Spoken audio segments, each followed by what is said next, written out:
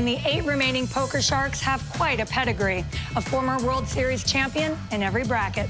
So without further ado, let's introduce our players. At table 4, owner of 8 World Series of poker bracelets, Erik Seidel, faces 2008 main event champ, Peter Eastgate. Peter, you've seen rounders. Are you going to pull a Johnny Chan and beat Erik heads up? Oh, I'll definitely try my best, but like, Erik has 8 bracelets and he's a very accomplished player, so it's going to be really tough. Erik, this is the best you've ever done in this tournament. Have you changed up your game a little? Well, you're always trying to make adjustments and change things, so. Did you eat your Wheaties? Ate a good breakfast, yeah. Well, good luck, gentlemen. Yeah. All right, the match at our feature table is the old school Prince versus the rising superstar. 1998 World Series winner, Scotty Nguyen, and tournament freight train, Jason Mercier. You know, Jason, they say you've been on a hot streak, but I think your whole poker career has been a hot streak, huh? Yeah, I mean, ever since I came on to the live circuit like 2 years ago, I've kind of just been running really good, so just trying to keep it going. All right, Scotty, you've been beating kids for years. You got something for this young kid? You know, baby, this young kid get here, it's not for luck, you know, baby. We're just gonna play poker and have some fun. All right, let's get the cards in the air, gentlemen. Good luck.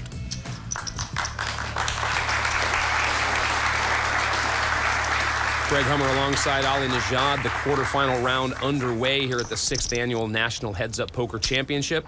The game is No Limit Texas Hold'em. Each player with 160,000 in chips, blinds at 1,000 and 2,000. Expect to see some serious competition now 15-minute levels. as we get closer and closer to that $500,000 first place prize. 125,000 if you manage to win in this round. Scotty with Queen 8 limps in. Option checks. Jason with Jack 8 checks. Couple of 9s, neither player connects. Check it. Check, check. Scotty pairs his queen, now with 2 pair, Mercier a gut shot. Check it. He could have let out on the turn here. Yep.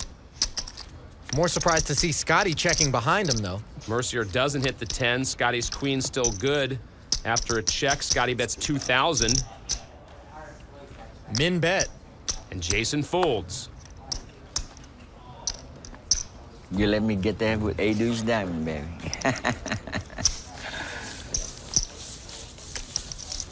Scotty telling tall tales to kick things off. Swinging out to table 4, Peter Eastgate on the right and Erik Seidel ready to set their quarterfinal match in motion.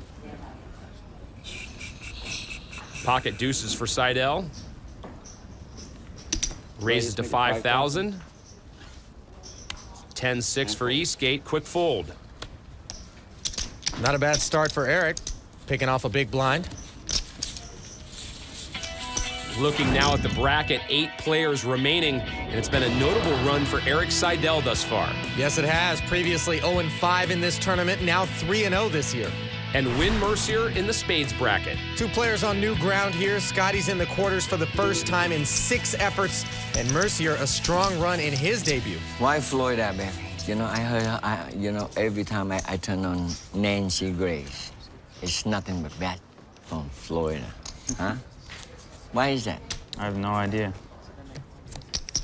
Should be the end of that conversation. You know, everything bad, you know. Scotty will not be working for the tourism board. You know? A lot of bad kids down there. Might be time to switch off CNN if you're catching too much Nancy Grace. Yeah, bad people, they do. In an unrelated story, Jason with ace-queen suited raises to 5,100. 5,100 total. Yeah. You mean there's poker going on? Ace-tray suited for Scotty. You got it, baby. He calls. Gives it the classic token you got it, baby. Jason flops the nut flush. Scotty pairs his tray and checks. So hard not to just check a hand this big in position if you're Jason. He bets 5,300.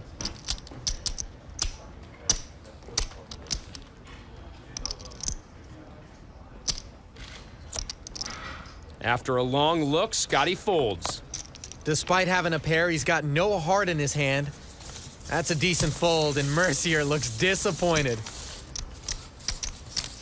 Back to table 4, where Erik Seidel holds a very slight early lead over Peter Eastgate. Eastgate with pocket deuces. Hey, we've seen those before. He raises to 4,400. 10-6, right? Seidel with 6-4 suited. He'll call. Which year did you go deep in the Aussie Millions? Was it the one where Christian won or the Russian guy? The one where the Russian guy won. Queen high flop. Neither player improves. Checks. And Check, check. Eastgate not going to commit any more chips to this pot. Peter adds a flush draw. Seidel with an open-ended straight draw. 6,000. Erik bets 6,000. Quick fold from Eastgate. That bet by Erik on the turn has less to do with the fact that he turned a straight draw and more to do with Peter's disinterest in position on the flop. Yeah, I think it was it maybe 2 years ago? Must have been 2 years ago. What kind of games do you play when you play there? Well, I'll either play like low stud limit games, Yeah. or sometimes I play the pot limit. King Jack for Seidel. He raises to 4,000. Suited connectors for Eastgate. 12.5. Bumps it up to 12,500. Here we go. Okay. Re-raise. Now they're splashing. 12,500 total. 12,500.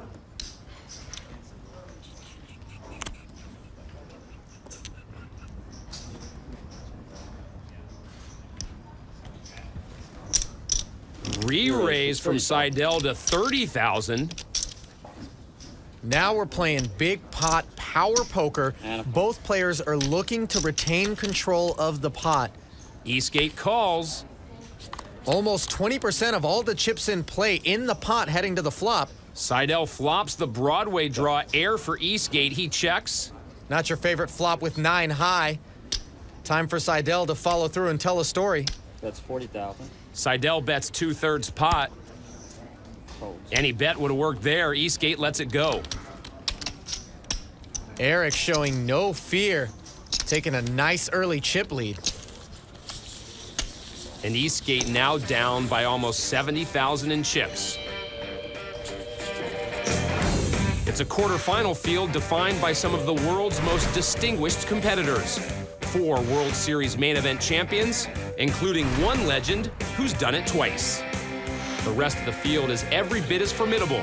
Resumes that speak loudly as these 8 pros clash for spots in the semifinals at the National Heads Up Poker Championship.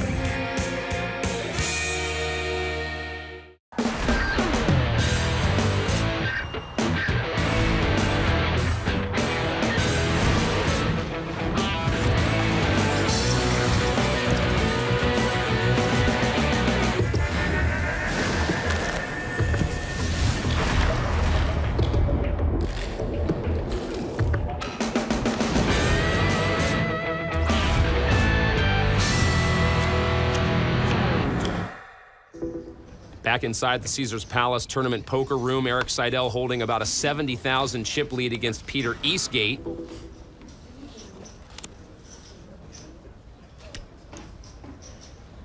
He raises to 4,400.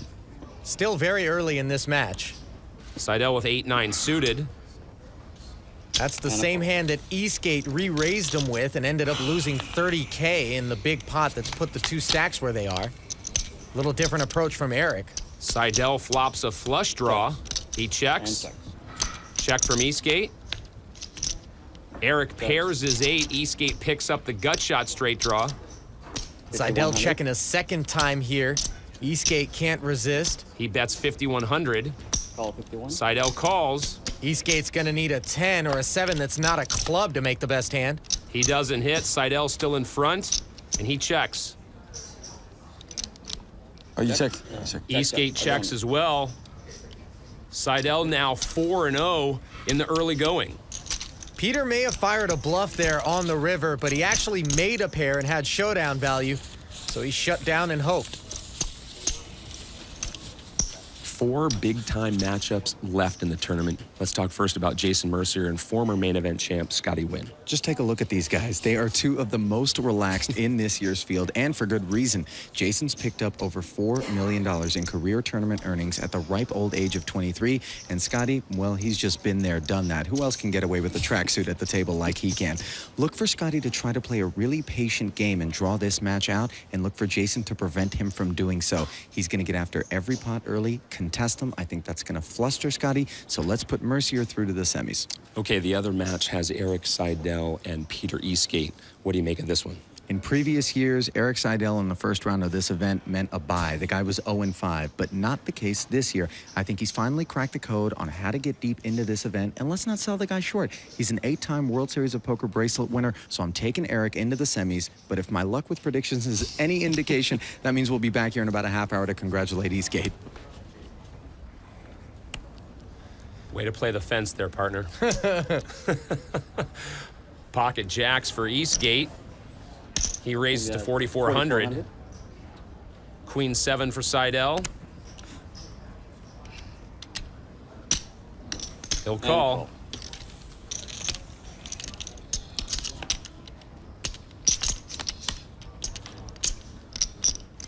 Eric pairs his queen to move into the lead.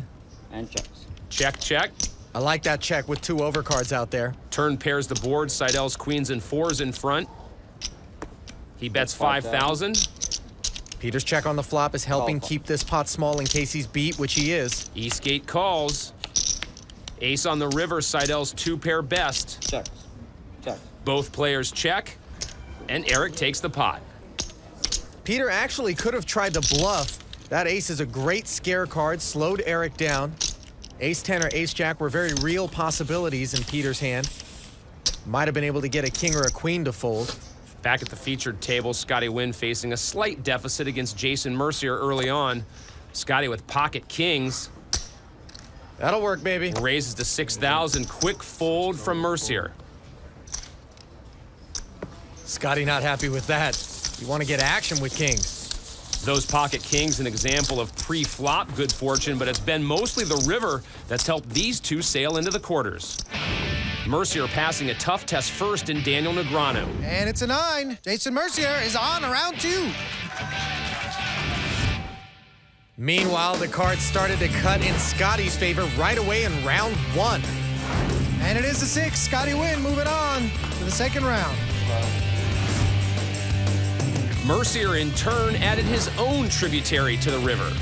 Here's the river. And it is a 9. Jason Mercier is on to the Sweet 16. For his next trick, Scotty Wynn pulled off an unlikely comeback versus Phil Ivey. And it's a 9. Scotty Wynn is on to the Sweet 16. Still love you, man. But one moment between Mercier and Phil Locke took things to another level. Just put it right inside. It is a 5.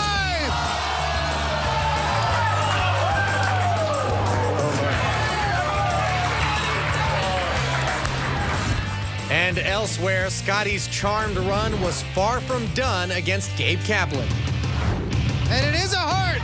Scotty Wynn reaches the final 8. And that's how we've gotten here. If we stick to the script, it should be a river card that decides this one.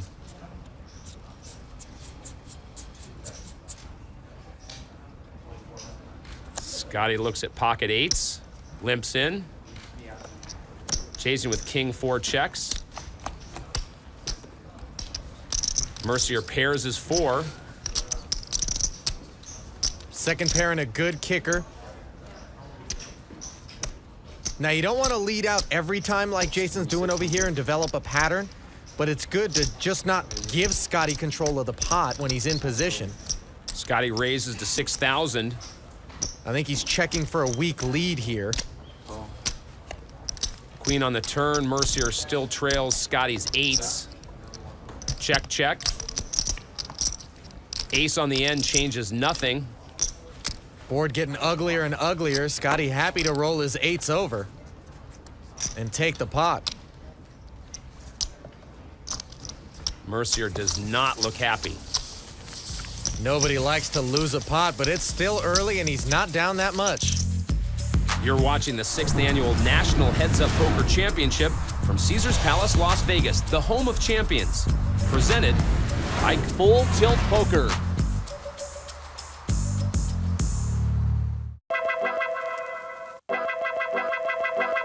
The most reliable tell. That means weakness. In general, when people act weak, they're strong. So you got to just face what they're trying to do and do the opposite. So many people know that most people just actually give off what they really feel. The way they throw their chips in. People tend to give away way too much information with the size of their bets. When they announce their bet size, they usually like their hand, and if they don't call out their bet size, they're usually bluffing. People not being able to look you in the eye when they're bluffing. When they see a flop and they like it, the first thing they do is they glance their chips. When people look down at their chips. The glance down at the chips is always very good. I mean, to me, the most reliable tell is just how still someone is, you know, and where their eyes are going. Particularly against the amateurs is the shaking hand. A tell would be the nervousness. The pulse in a guy's neck. They're more focused on their eating than actual playing on the table. When your opponent says nice hand on the end and doesn't want to show his cards. You know what? I suck at tell, so I can't really tell you that.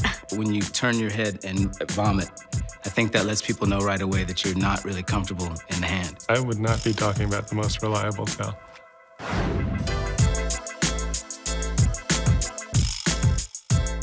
I gotta say, Cheadle's tell is probably the best one out of them all. And he was telling me that he learned that tell from you.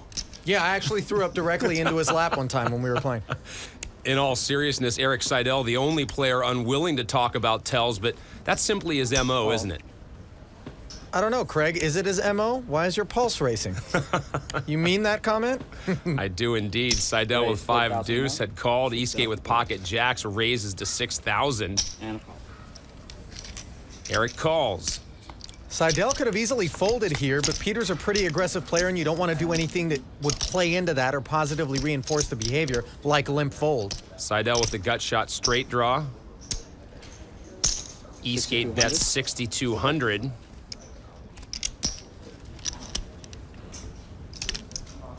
Eric folds.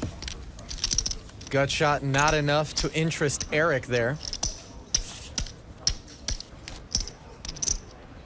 Who you beat yesterday? Peter DeCorver and Phil Locke.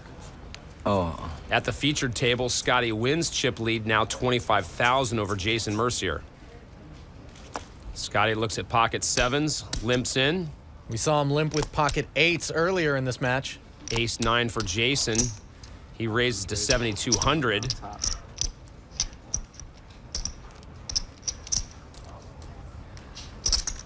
Win with the re-raise to 22,200. Wow. You don't like seeing that if you're Jason Mercier. Ace-9 offsuit, such a vulnerable hand. Could easily be dominated by a bigger ace or up against a big pair. Jason folds in a tricky play, earns Scotty some extra chips. You know, baby, if I don't raise you with pocket ace, you know, baby. No, you didn't have aces, that's for sure. I don't have aces, but I have big pair. Scotty being slightly coy about his hole cards there, a philosophy that makes plenty of sense to Eric Seidel. I've never gotten comfortable showing my cards. I don't really like it. And at the beginning in particular, I felt like we were giving away a lot of information for free and that we should be compensated if we're going to be showing our cards. But nobody else seemed to feel that way. And so that's the way things are now. You have to make the adjustment.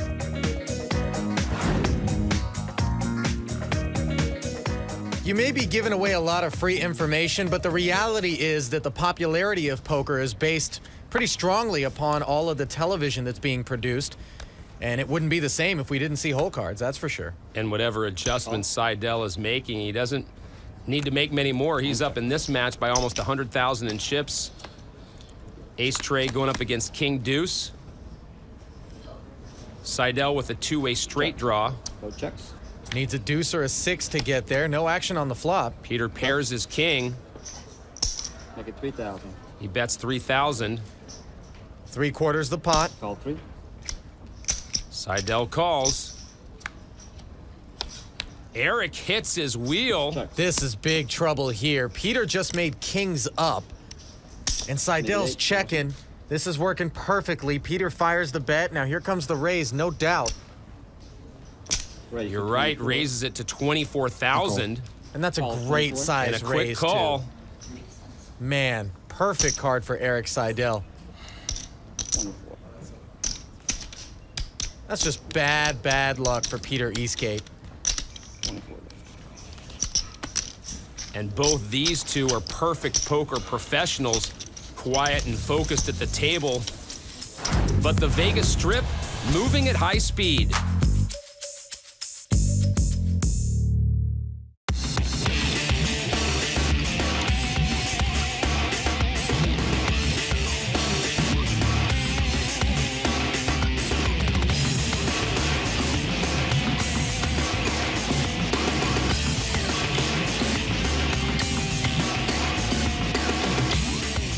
Some mighty big stacks. A lot of cash out there on the table, Ali, at those events. Not too often they pilot that high outside of a bank vault.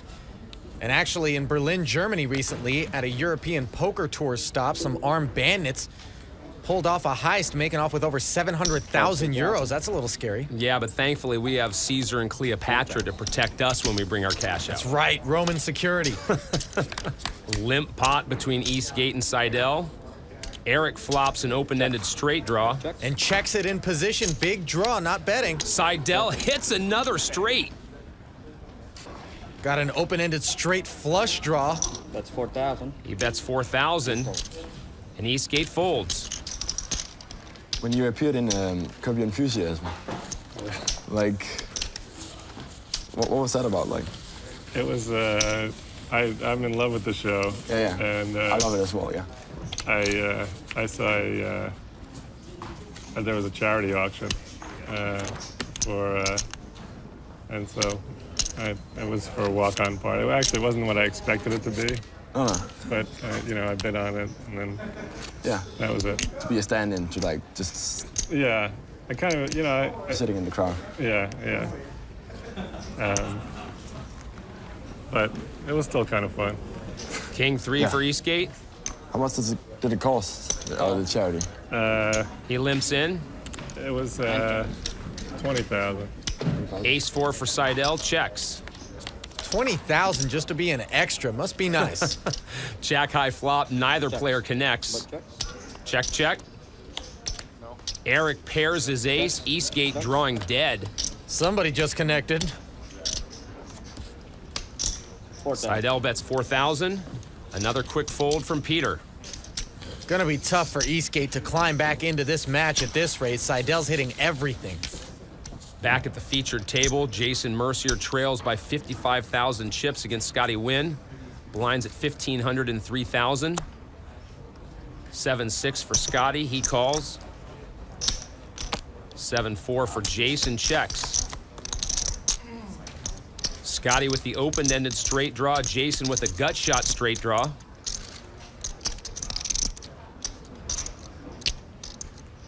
Jason's reaching for chips, and again we see him betting out of position, trying to pick up pots. He bets 3,400. Scotty calls. Don't like seeing that if you're Jason. He wants to see a 6. Scotty makes his straight on the turn. Jason's dead to a chop. A 6 is only out for half. Oh, and Scotty not betting the straight. River pairs the board, but it's no help to Jason. Scotty wants to see a bet from Jason here on the end. Not happening, though. And now Wynn's going to have to bet his own hand. I got you on the turn, baby. Jason saw Scotty going for his chips and quickly folded. Going back to that check on the turn by Scotty with the 9 high straight, it's cautious, but it's also risky, because if a 4th heart peels off on the end, or a 10 or a jack show up to put 4 to a bigger straight out there, and Jason bets big into you, you might be forced to lay down.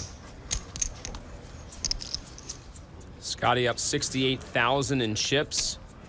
Jason looks at pocket 8s. Raises to 6,600. 7 trace suited for Scotty. Good old 3-gapper. He calls. Doesn't have to play that hand. I guess as hot as he's running, no, why not? Scotty with the gut shot straight draw. Jason way out in front. Scotty bets 7,000. That's Mercier's move leading out of position there. He's got a draw, and the flop is generally not going to hit your opponent. 2 out of 3 times they miss. So Scotty trying to take the pot, but look at this. 208. Jason raises to 19,800, and Scotty calls. Here you go, baby. I'm surprised by that call. Scotty could easily get away from the hand. Jason obviously means business. For the second time in a row, the turn gives Scotty his straight. Wow, easy game. He bets 20,000. That's gonna make Jason sick to his stomach. Jason calls. Well, he can hit a 7 here to make a higher straight. Set of 8s won't work, though. Once again, the river pairs the board, but Jason's over pair still trails. Scotty puts Jason all in. If Scotty didn't have a 3 to beat you, now you gotta wonder if he doesn't have a 6.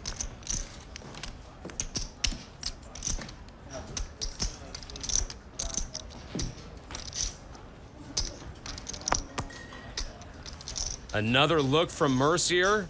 He decides to fold. See this, baby? That's a good call on the flop. You hit a 5. I know you would never put me up in that hand. Jason obviously being sarcastic. Uncharacteristically loose call on the flop. Mercier's got to be disgusted the hand didn't end after he put his raise in. Deja vu all over again for Mercier. Scotty up 3-1 in chips. He looks at queen 6, limps in. Jason still got enough stack here to make moves. He checks with 9-6. Jack 5-4, neither player connects or bets. Mercier picks up the 2-way straight draw. Scotty is open-ended. 8 would give Jason a 9 high straight, 3 and they chop. Jason bets 3,600. Trying to pick up pots out of position again. I like this out of Jason. Hasn't worked out too well for him yet. Doesn't mean it's wrong though. All right, baby. I'm not gonna push my luck, baby. Scotty trying to keep some of the mojo on his side of the table, folds. Jason not able to make sense of Scotty win. Call with the gut shot and muck the open-ender. What is going on? Mercier winning all the small pots, but the ones that count have ended up in Scotty Wynn's possession as he continues to control his quarterfinal match against the young phenom.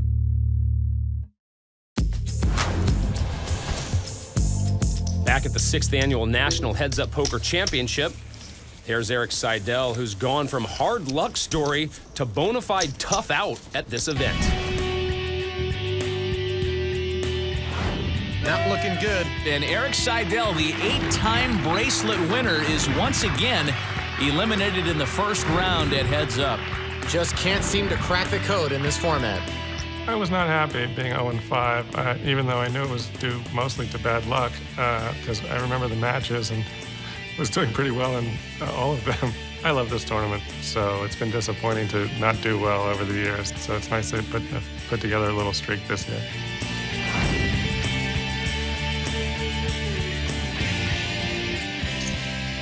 I would have fallen out of love with this event after the 3rd straight year of getting knocked out in the first round, but Seidel stuck with it, and here he is 3-0 with a 5-1 chip lead.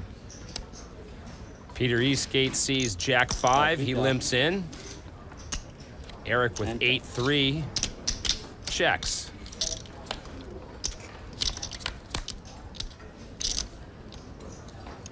Queen high flop. After Seidel checks, Eastgate bets 3,000. Raise, make it oh, look at this. Erik raises to 8,000. He is putting on a clinic. 8 high check raise on the flop. Poor Peter Eastgate just can't catch a break. Seidel's making it look easy. At the featured matchup, Scotty Wynn's chip lead almost 3-1 over Jason Mercier. Mercier with 9-7. He'll limp in. Sounds good. 9-8 for Scotty. He checks. How fitting. Scotty's got Jason dominated heading to the flop. Ace high flop doesn't help either player. Check from Scotty. And Jason bets 3,300 as Scotty was folding. Jason Mercier takes a pot. He's winning small ones. It's going to take more than that, though. Scotty wins sort of the Eric Seidel in this match, and Jason playing the role of Eastgate. If you blocked out their faces, you may not know which match you were watching. Scotty, Jack 6. Another quick fold. That's not going to make Jason happy. He was holding pocket queens. You can go a whole heads-up match without a hand that big, and then you finally get one, and your opponent folds. And that's the kind of day it's been for Jason. Jason's won 3 in a row, but Scotty's still up 2.5 to 1 in chips. I promise you that last pot did not feel like a win to Jason Mercier, though. That one feels like a loss. With 7-6, he raises to 6,800. 68 to go. 10-7 for Scotty, and again, he wants no part of the play. 4 pots in a row now for Jason Mercier, and yet he's still only won a fraction of what Scotty Wynn did with the 7-high straight.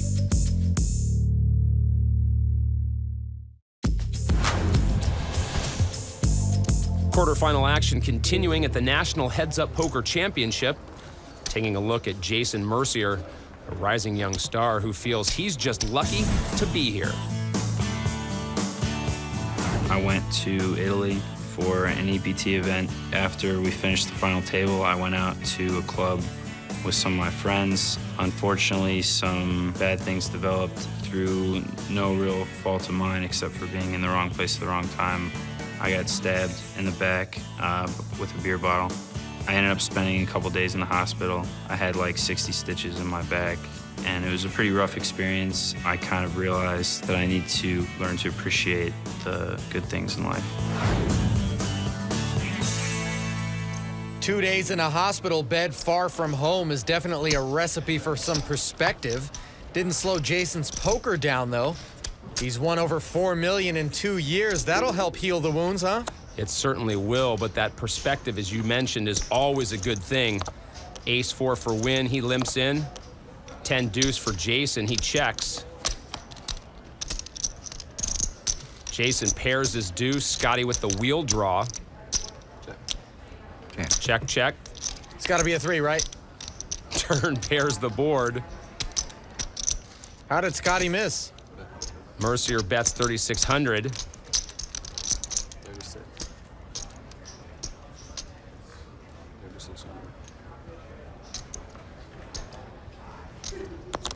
Scotty thinking a long time about this and folds another one. And again, Jason picking up pots out of position. It's just going to be so tough to get back in the match when Scotty's not giving you any action. At table 4, Eric Seidel's chip lead is ballooned to 10-1 over 2008 main event champ Peter Eastgate. Blinds now at 2 and 4,000. Seidel looks at King 6 suited. He raises to 9,000. Queen 7 for Peter. He goes all in. This has more to do with his small stack than his hand strength. I wish I hadn't done that. Annie Duke on the rail, sweating her good friend Eric Seidel. Peter would love to take this 9,000 right now. All right, I got myself into this mess. Eric calls. Seidel calls. Eastgate at risk of being eliminated. Against Queen 7 off. King 6 of diamonds for Eric Seidel said he got himself into a mess. It's a good kind of mess, though. He's got the best hand and his opponent covered.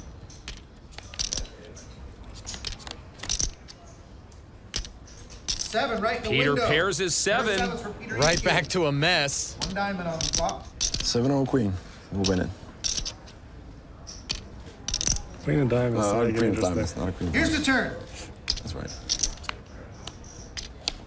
And it's Eric king. pairs his king to take back the lead. Eastgate down to 5 outs. Back to a good kind of mess. Now Eastgate needs help. Annie hoping anything but a 7 or a queen shows up so her buddy Eric can move on. Otherwise, Eastgate's doubling up. Seidel's into the semifinals. Eric really put on a clinic in this match. Might be the most convincing victory I've seen thus far in the tournament.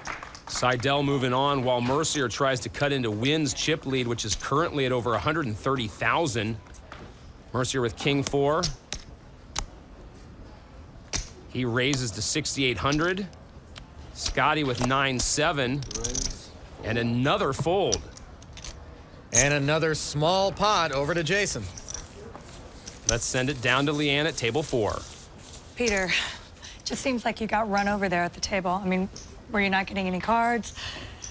Well, I was maybe playing a little bit too fast and furious, and I had a match against Jamie Gold the other day where I beat him in 11 hands, and Eric beat me in like 15 hands. So maybe I should have slowed down a little bit and played a little bit slower. All right, thank you for playing, Peter. I mean, where was your horseshoe, your four-leaf clover, your rabbit's foot? I mean, it just seemed like you won every single hand. It was a nice little streak there, and that's what it takes to win against somebody like Peter. I really, on all the showdowns, I had the best hand. It's just, it's impossible for him to overcome that, you know, in this kind of format. Well, good luck. You're moving on to the next round. All right, Thanks, thank guys. You gotta feel sorry for whoever's gonna face Eric Seidel in the next round. He is running on all cylinders from 0-5 lifetime to 4-0 now this year, burning no excessive energy in the process. His remarkable run continues into the semis. Back inside Caesars Palace, Las Vegas, the home of champions and current home of Scotty Wynn, who continues to hold the chip lead over Jason Mercier in the quarterfinals. Mercier probably feeling like one of those goldfish on the bump back. Blinds now at 2 and 4,000. Scotty with pocket jacks. It just gets worse for Jason. Quick count. He raises to 10,000. Good enough to get him out of his shell. 7-5 suited for Jason. On. He goes all in. Snap call by Scotty. Take a look here. That's 100% frustration, I think, on Mercier's part. Just sick and tired. Wanting to make something happen. Picked the wrong time, it looks like. Sure did. Although the flop will bring things into perspective, and we have seen some pretty incredible things go down in this tournament. Couple of clubs. Mercier with the flush draw. We got to keep it interesting, right? All Scotty can do is smirk. Jason needs a club. Trey on the turn, no help to Jason. Still needs that club. Anything else and Scotty's into the semis. Will Mercier double up? It's a spade. Scotty's pocket jacks hold up and he'll move on. All right, man. Thank you. Right color, wrong suit brings an abrupt end to that match. So one half of our quarterfinal matches are now complete. Once winless Eric Seidel, now a semifinalist in the clubs bracket, and Scotty Wynn moving on as well. He made that tough matchup look relatively easy. Onto the semis at this event for the first time in his career. Two players can breathe a sigh of relief with two more quarters.